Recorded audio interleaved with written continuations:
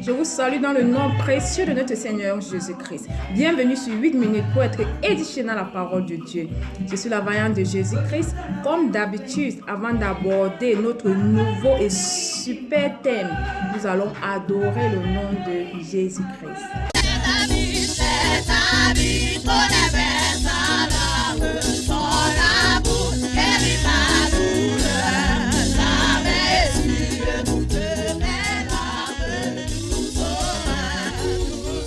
Merci les chantres de l'Éternel. Le thème qui nous rassemble en ce jour, c'est un super thème.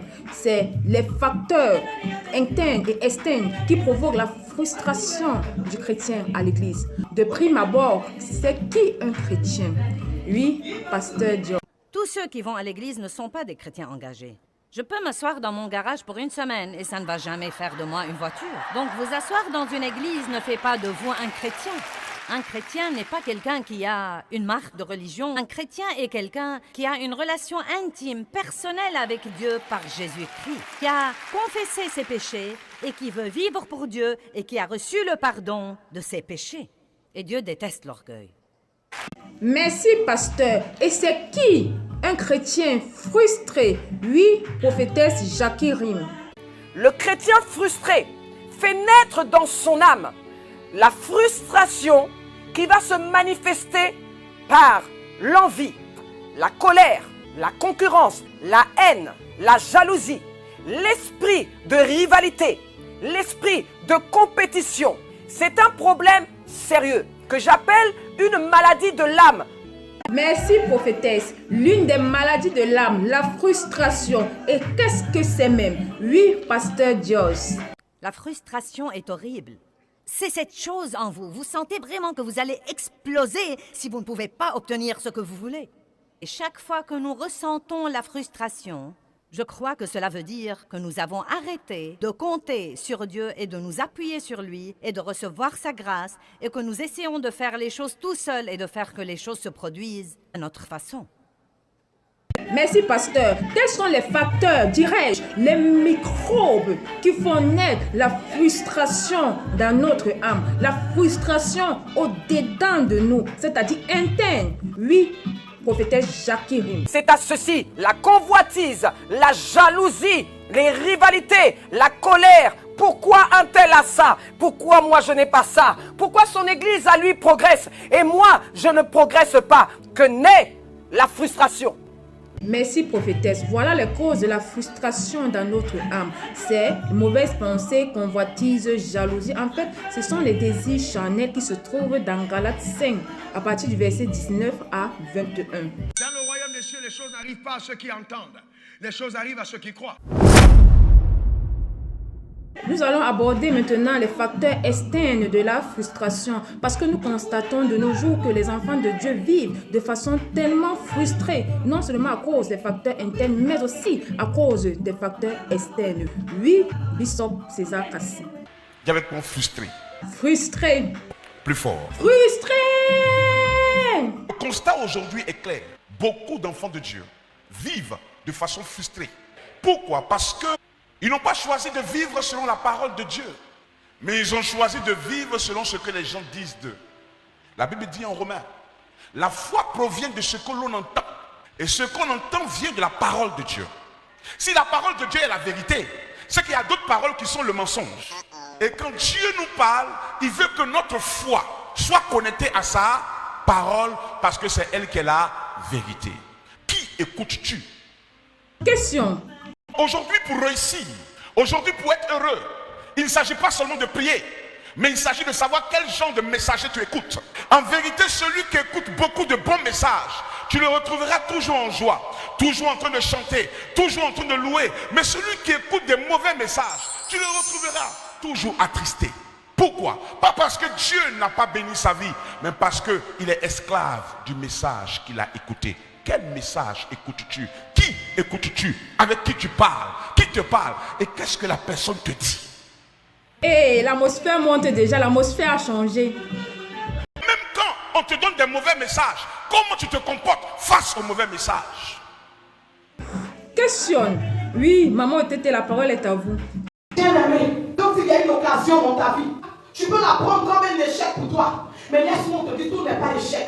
Dieu permet certaines situations pour t'aider toi-même sans que tu le saches. La Bible nous dit quoi ici, dans Colossiens? Supportez-vous les uns les autres. Soyez patients et pardonnez-vous. Mais non, on n'a pas de patience.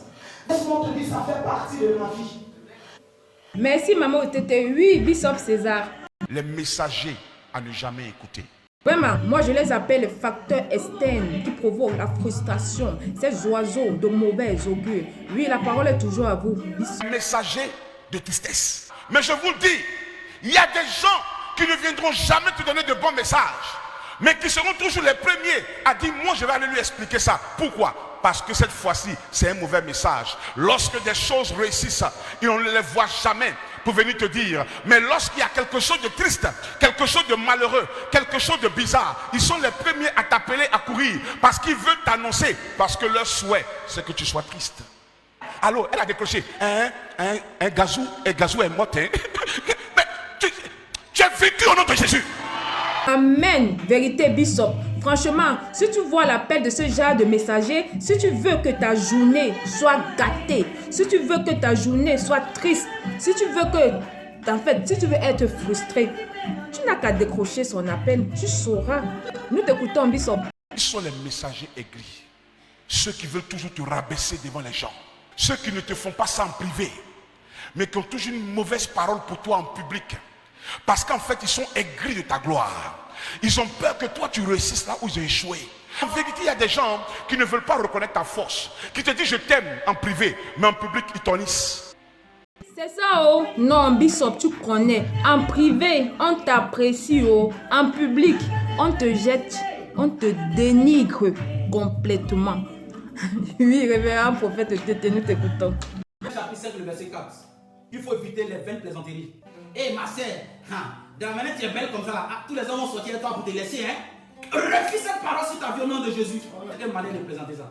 Parce qu'il y a des personnes qui plaisantent, mais dans leur cœur, il y a quelque chose qu'ils ont contre toi. Les personnes sont des hypocrites. Elles disent des choses certainement pour te blesser, mais elles passent par la plaisanterie. Refuse toute parole de plaisanterie. La Bible dit qu'on n'entend ni ces paroles dans vos bouches, mais plutôt des actions de grâce. Donc tu regardes ton frère, bénis ton frère. Donc tu regardes ta soeur, bénis ta soeur. Dis-moi. Tu as tout dit, papa Otete, merci. Les plaisantins là, ceux-là qui font semblant là, on ne vous veut plus. On refuse. Bishop César. Que tu ouvres tes yeux, enfant de Dieu. Être spirituel ne veut pas dire oublier son cerveau. Dieu t'a donné une intelligence.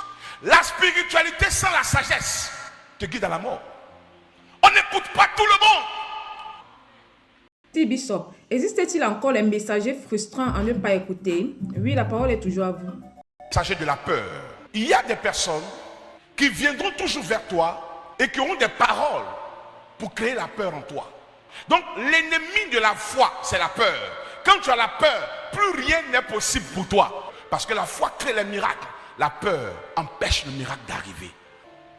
Merci Bishop, nous avons compris clairement les facteurs externes qui sèment la frustration chez le chrétien ainsi que chez le païen et quelles sont les conséquences négatives de cette frustration. Oui, prophétesse Jackie Rim.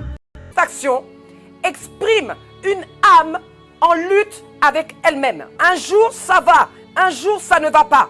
Une âme en peine, une âme en quête d'identité et de positionnement. La frustration empêche le chrétien de prier, empêche la foi de s'exprimer.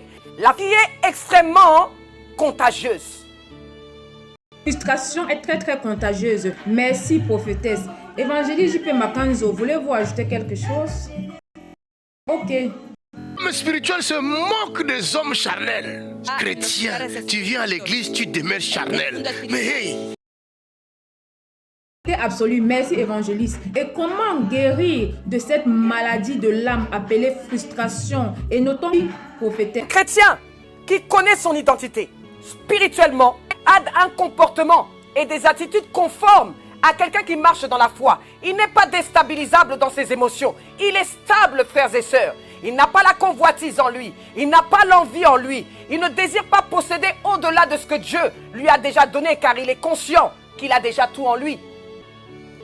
petite prophétesse. Il faut connaître son identité spirituelle. Aïe, c'est ça l'objet de notre prochain thème. L'identité spirituelle en Christ. Sur ce, que Dieu nous bénisse tous et retrouvez toutes mes vidéos sur ma chaîne YouTube, toutes mes voix et à bientôt. Et surtout, ne ratez pas le prochain thème.